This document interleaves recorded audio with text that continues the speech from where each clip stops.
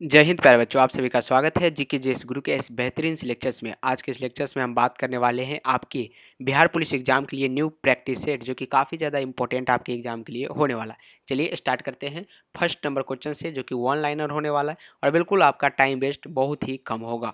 कीटभक्षी पौधा कहा जाता है।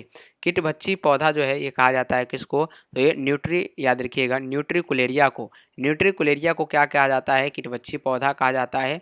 आप इसे याद रखेंगे। ये क्वेश्चन आपके लिए मोस्ट इंपॉर्टेंट एमबीबीआई कह सकते हैं, ये आपके लिए होने वाला है।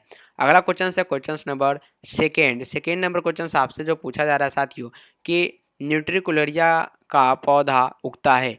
न्यूट्रीकुलेरिया का पौधा उगता है, ये आपसे पूछा जा रहा है। तो ये नाइट्रोजन की कमी वाली मृदा में, नाइट्रोजन की कमी जहाँ पे रहती है उस वाली मृदा में जो है ये उगता है। और ये भी वीवीआई प्रश्न है आपके लिए, आप इसे याद करते हुए चलेंगे।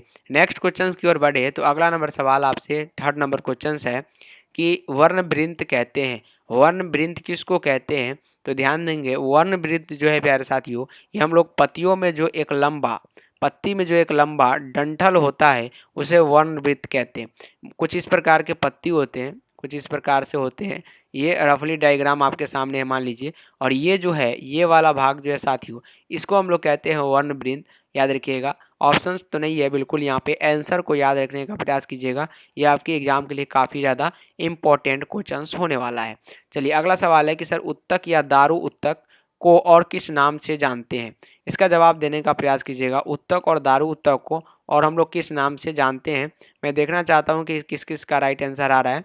तो बिल्कुल यहाँ पे क्या होगा? जल संवहन उत्तक, जो कि बिल्कुल करेक्ट है एंड वीवीआई प्रश्न है जल संवहन उत्तक। जाइलम उत्तक का प्रमुख कार्य है। जाइलम उत्तक का प्रमुख कार्य आपसे पूछा जा रहा है। तो उनमें जो होता है, इसका प्रमुख कार्य होता है पौधे के जड़ों द्वारा अवशोषित जल या खनिज लवणों को पौधे के विभिन्न भागों तक पहुंचाना। इसका क्या होता है? प्रमुख कार्य होता है। उसी प्रकार फ्लोएम उत्तक का प्रमुख कार्य पूछा जाएगा। तो फ्लोएम उत्तक का जो प्रमुख कार्य होता है, हर एक क्या है, हर एक भागों में निर्मित भोज्य पदार्थ को एक दूसरे में स्थानांतरित करना। ये जो होता है, ये क्या होता है? फ्लोएम का कार्य होता है। कॉर्क बना होता है। कॉर्क, कॉर्क जो होता है ये मोटी भित्ति वाली कोशिकाओं का बना होता है। क्या होता है? कॉर्क मोटी भित्ति वाली कोशिकाओं का कॉर्क बना होता है। आप इसे याद रखेंगे। अगला क्वेश्चन है कि व्यावसायिक रूप से कॉर्क प्राप्त किया जाता है। व्यावसायिक रूप से कॉर्क जो है प्राप्त किया जाता है, तो ये क्वेरकस रबर के पौधे से। क्वेरकस रबर के पौधा, आप इसे याद रखेंगे, उससे जो है कॉर्क प्राप्त किए जाते हैं। अगला क्वेश्चन है कि पुष्प का प्रमुख कार्य होता है। पुष्प का, जी हाँ, पुष्प का क्या पूछा जा रहा है आपसे? प्रमुख कार्य। तो याद रखेंगे, पुष्प का जो प्रमुख कार्य होता है वो प्रजनन करना होता है। क्या होता है? प्रजनन करना पुष्प का क्या होता है? प्रमुख कार्य होता है। नेक्स्ट क्वेश्चन है साथियों कि परागन के दो प्रकार है। परागन के क्या है? दो प्रकार है। पहला है स्वपरागन तथा दूसरा है परपरागन। याद रखिएगा, ये दो प्रकार के क्या होता है? सेल्फ पॉलिनेशन होता है, याद रखिएगा, पॉलिनेशन, और ये परपरागन भी होता है। तो परागन मुख्यतः कितने प्रकार के हो गए? दो प्रकार के। और ये भी ऑलरेडी आपके जो है पीवाईक्यू में पूछे जा चुके हैं। परपरागन में होता है, परपरागन में क्या होता है इसके बारे में जान लीजिए।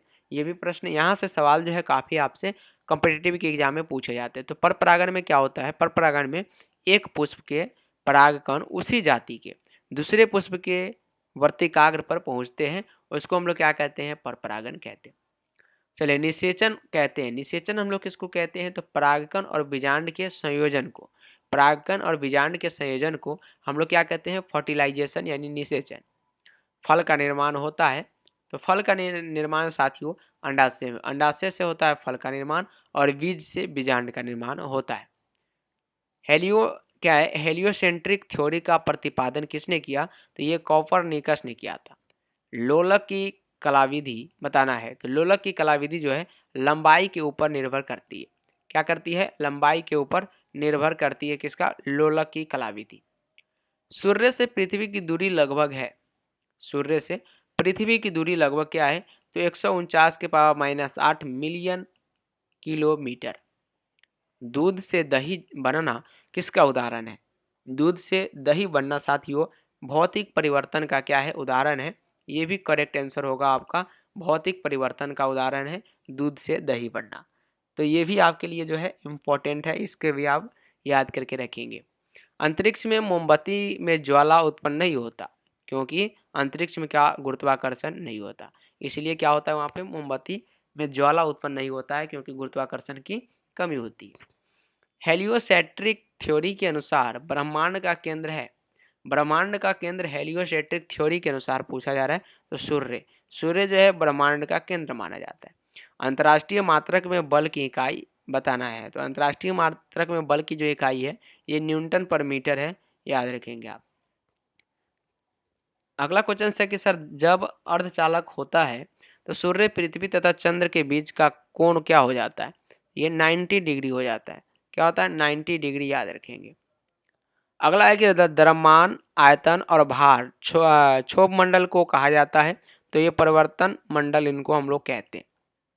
एक युक्ति जो कि इलेक्ट्रिकल ऊर्जा को यांत्रिक ऊर्जा में बदलती है, एक युक्ति जो इलेक्ट्रिकल ऊर्जा को यांत्रिक ऊर्जा में बदलती है उसको हम लोग विद्युत मोटर कहते हैं। क्या बोलते हैं, विद्युत मोटर। जब काफी होगा यहाँ पे क्या, काफी ऊंचाई पर उड़ रहे विमान से आकाश को देखा जाता है तो ये नीला दिखाई देता है। घड़ी में स्फटिक क्रिस्टल कार्य करता है, तो ये प्रकाश विद्युत प्रभाव की तरह कार्य करता है, ये भी आपके लिए इम्पोर्टेंट है। प्रत्येक क्रिया के समान व विपरीत प्रतिक्रिया होती है, यह न्यूटन की गति के थर्ड नियम है। क्या है, तृतीय नियम है। एक लड़की जो है झूले में बैठकर झूल रही है, यदि लड़की एकाएक खड़ी हो जाए तो दोलन काल कम हो जाएगा। दोलन यानी जिस गति से वो झूल रहा था झूले पे, वो कम हो जाएगा। गतिमान वस्तु में क्या होता है, तो गतिज ऊर्जा होता है, बिल्कुल। एनीमोमीटर का उपयोग किसे मापने के लिए किया जाता है, तो पवन का प्रवाह मापने के लिए। किसी पाइपलाइन के केंद्र पर स्थित किसी कण का वेग बताना है, तो ये अधिकतम होता है किसी पाइपलाइन के केंद्र पर पूछा गया है। किसी पाइपलाइन के केंद्र पर स्थित किसी कण का वेग अधिकतम होगा, तो मैंने बता दिया।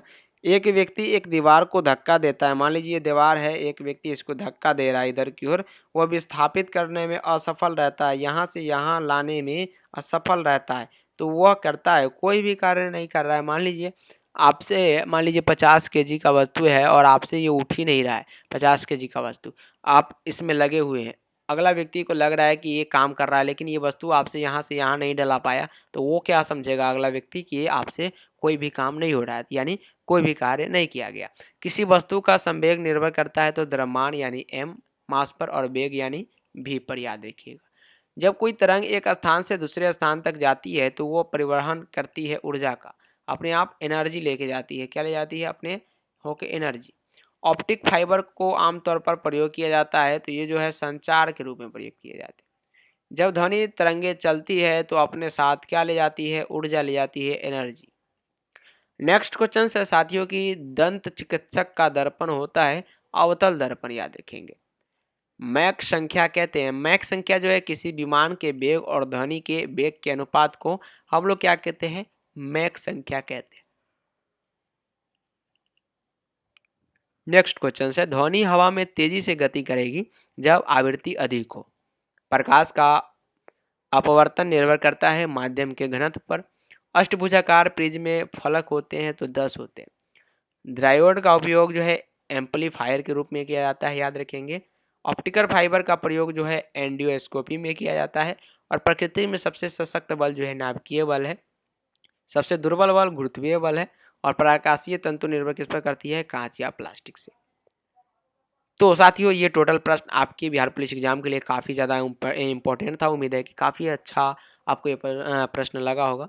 तो अपना अपना कमेंट बॉक्स में कमेंट करने का प्रयास जरूर करेंगे कि आज का लेक्चर्स कैसा लगा, फीडबैक देने का प्रयास जरूर कीजिएगा। मिलते हैं फिर से अगले लेक्चर्स में, तब तक के लिए आज के लिए इतना ही।